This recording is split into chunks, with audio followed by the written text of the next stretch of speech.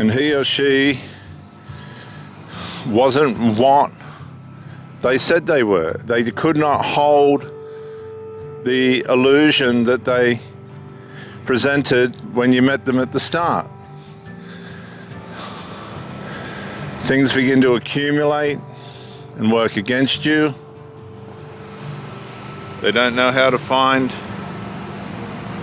a resolve for the things that you're asking them to fix, or you'll get superficial, temporary remedies.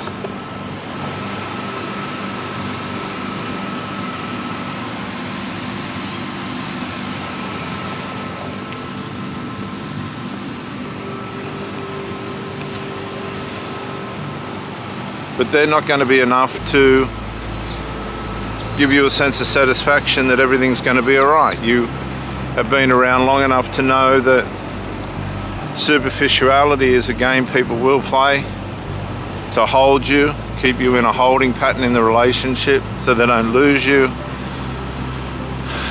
They know how to get your mind working, and over time on remedies and solutions, and they'll go along with that and they'll play with that.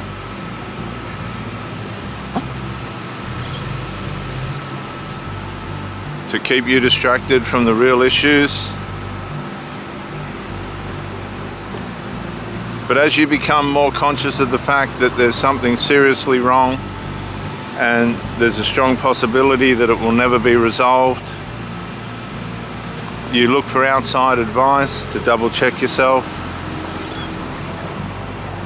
You start to receive counsel, not against the person, but just to check yourself, that starts to reveal to you that things are not what they are being portrayed to be.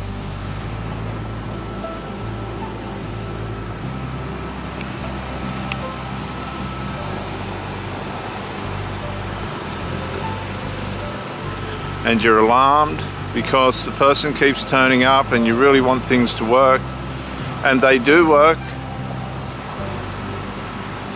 Oh yes, they do work.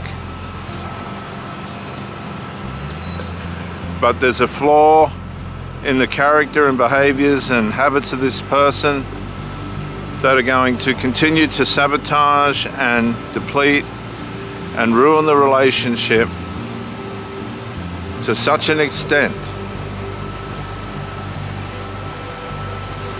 that all the hope and all the commitment and all the loyalty and devotion that you're willing to put into this person and that this person is receiving and experiencing is not worth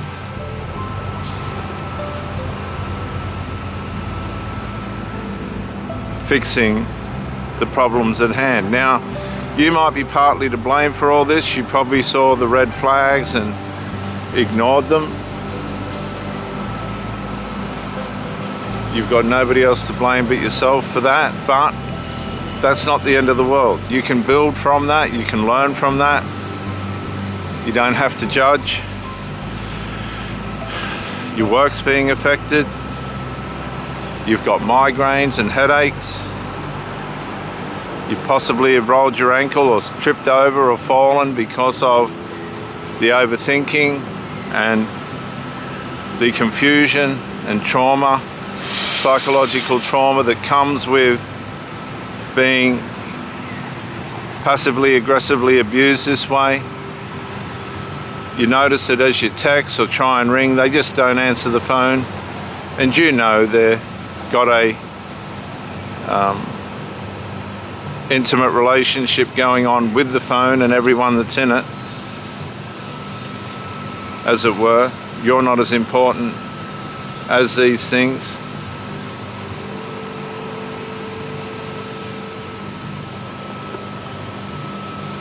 And you end up feeling like a dog that's sitting on its ass, dragging it along the ground.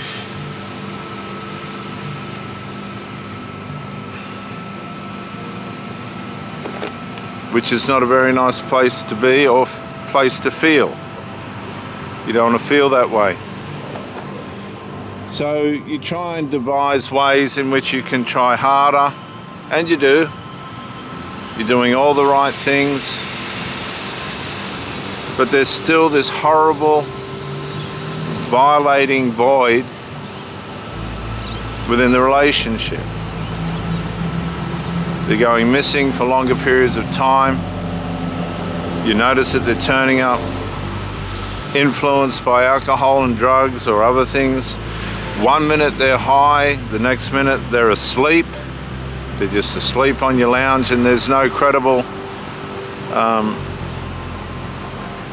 reason for that, except that there's more going on than what you're aware of, and as a result the person's tired from it all.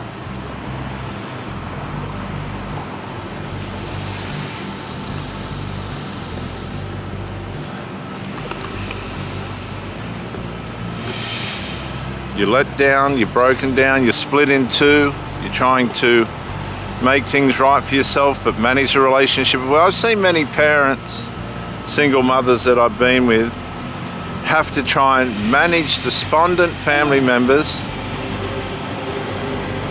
and the relationship at the same time, and it's an impossibility. You see them. You see how troubled they become, because they create an environment where they need the children's company,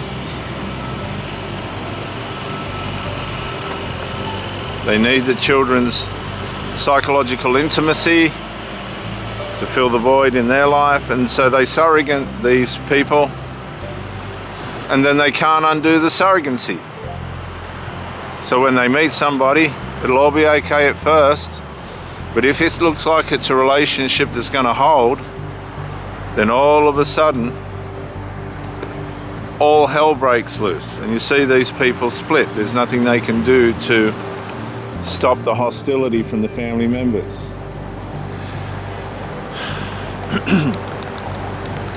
When it's adult children or this kind of thing at play, you've got to stop and ask yourself, well, who taught these people these behaviors? And what you'll find is 9 times out of 10 it'll be from an abusive partner, husband or whatever from the past, where the wife has had to hide behind the children or confide in the children for some kind of solace and relief, because the husband's done something that she's not happy about, and it's worn her down to the point where she's just got no respect for this man anymore. And what men don't realize is, as the head of the family, if you're not performing the right way, they'll put up with it for a while, but after that you will be punished.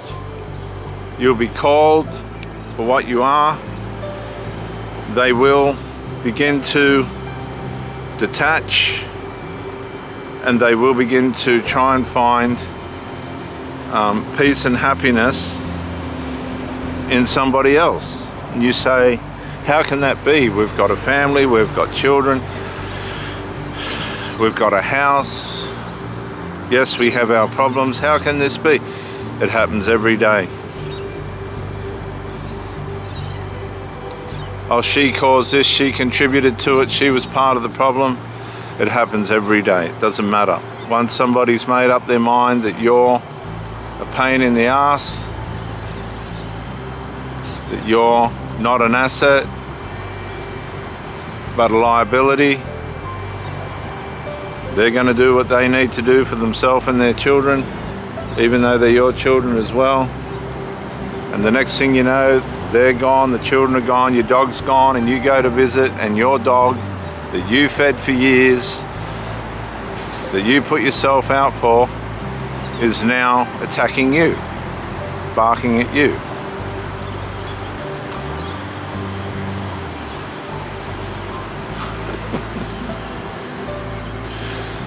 Oh yeah, it happens every day. And you need to wake up to yourself and realize that you could be the center of the problem, because nothing has been resolved.